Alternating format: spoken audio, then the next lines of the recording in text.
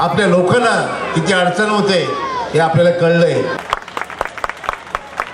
धन्यवाद अण्णा. सोबत काम करणारे माननीय कैलास प्रभू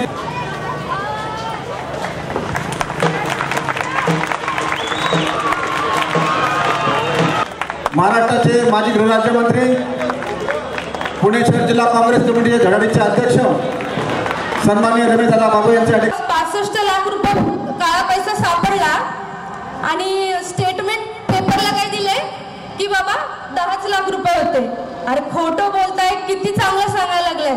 म्हणजे आज आमची वडवडीतली किंवा अख्ख्या प्रभागातली लोक ही निरागस समजून तुम्ही राहताय का? आम्हाला निरागस समजताय का? मला मोदींना फक्त एक 4च प्रश्न विचारायचे की आज जे बीजेपीचे तुम्ही ऑफिस टाकलेले आहात ते कॅशलेस व्यवहार आहे का विथ कॅश आहे? कॅशलेस व्यवहार आहे का ॲडव्हान्स पेमेंट घेतलेले तुम्ही या गोष्टीसाठी? जागोजागी तुम्ही ऑफिसेस जे टाकलेले त्या गोष्टीसाठी सुद्धा तुम्ही त्यांच्याकडून व्यवहारात आपले 500 आणि 1000 रुपयाच्या नोटा चालून घेतलेल्या आहेत. मला म्हणायचं काय आहे की तुमच्याकडे 500 रुपयाचा व्यवहार चालतो, मग बँकेमध्ये आम्हाला आमच्या अम्मा बहिणींना कशाला एवढा वेळ उभं करताय? याचा अर्थ म्हणजे मोठ्या लोकांकडे हे पैसे जमा झालेले उलटे आणि मोदींनी काय काढलं बाहेर? काळा पैसे नाही, 1 नंबर पैसा भी नाही. जो करेंगे हम अच्छे के लिए करेंगे, जो बुरे के लिए नहीं करते बुरे के लिए करेंगे, असा तो शब्द वापरलेला मोदी चुकीचं त्यांनी आपल्या गोरगरिबांसाठी छळछळ वणवण करून या लोकांना खरोखर इतका त्रास झालाय.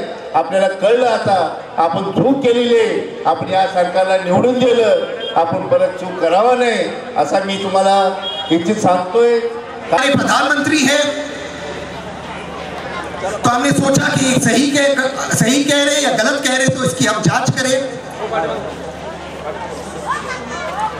तो हम थोड़ा इस पर रिसर्च करना शुरू किए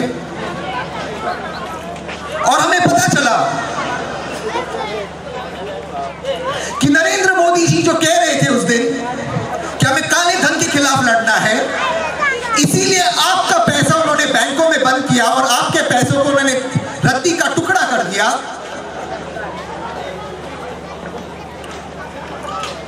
तो जब हमने रिपोर्ट पढ़ी, पार्लियामेंट की रिपोर्ट पढ़ी, खुद नरेंद्र मोदी जी की कमेटी ने जो रिपोर्ट दी नरेंद्र मोदी जी को पार्लियामेंट के अंदर, उस रिपोर्ट को हमने जब पढ़ा तब हमें पता चला कि काला धन जो होता है ये नकद में होता ही नहीं है. ये नरेंद्र मोदी जी की रिपोर्ट है, ये नरेंद्र मोदी जी की रिपोर्ट है पार्लियामेंट के अंदर. शायद इसीलिए नरेंद्र मोदी जी पार्लियामेंट से भाग रहे हैं. ऐसा दावा कर रहे हैं कि सभी तरफ नोटा पहुंच चुके हैं, तो अभी आप क्या राय है इसके बारे में, क्या कहना चाहेंगे आप? सरकार तो बहुत दावा करती है, लेकिन सवाल यह है कि आप लोगों के पास नोट पहुंची है? नोट सब जगह पहुंच गई है. बिल्कुल सही कहते हैं मोदी जी, उनके दोस्तों के पास पहुंच गई है. 20, 30, 40% पे सभी बैंकों ने दलाली करते सभी करोड़पतियों के पास पहुंच गई है.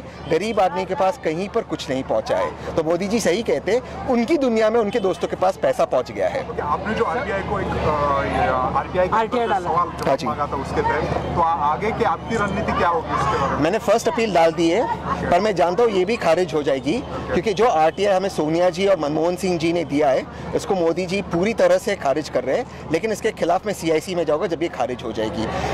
हैरान की बात ये 28-29 दिन तक जवाब नहीं देते और 29 डे को जवाब देते, हम इसका जवाब नहीं दे सकते, ताकि ये एक्ट को एक पूरी तरह से खत्म करने की कोशिश कर रही है. अभी सभी जगह आप सभा ले रहे हैं जी, उसका कुछ फायदा होगा? आप देखिए कॉर्पोरेशन में मेयर कांग्रेस का ही बनेगा, सिंगल लार्जेस्ट पार्टी कांग्रेस बनेगी. सहाराच्या डायरीमध्ये मोदींची नाव सारा श्री के डायरी में मोदी जी का नाम था, कुछ कांग्रेस लोगों का नाम था, ऐसा दावा था. जिन कांग्रेस वालों का नाम था उन्होंने कहा जांच करा दो. मोदी जी जांच से बच रहे, पहली बात. दूसरी बात, सुप्रीम कोर्ट में जब बात की, सुप्रीम कोर्ट ने कहा कि इस बात की और सबूत ले आओ. और सबूत देती थी इनकम टैक्स डिपार्टमेंट। वही इनकम टैक्स डिपार्टमेंट जिसके पास ये सबूत था उसने ये चीज़ बंद कर दी है। तो क्या मोदी जी और सहारा श्री का कोई आपस में दोस्ती थी? नहीं थी। तो सहारा श्री को सारे फैसिलिटीज़ जेल में कैसे मिल रहे थे, इसका सहारा श्री जवाब दे। और सहारा श्री इस चीज़ का जवाब दे, जब कांग्रेस की सरकार थी वो जेल में कैसे थे, और कांग्रेस की सरकार जाने के बाद मोदी जी के शासन में वो बाहर कैसे आए।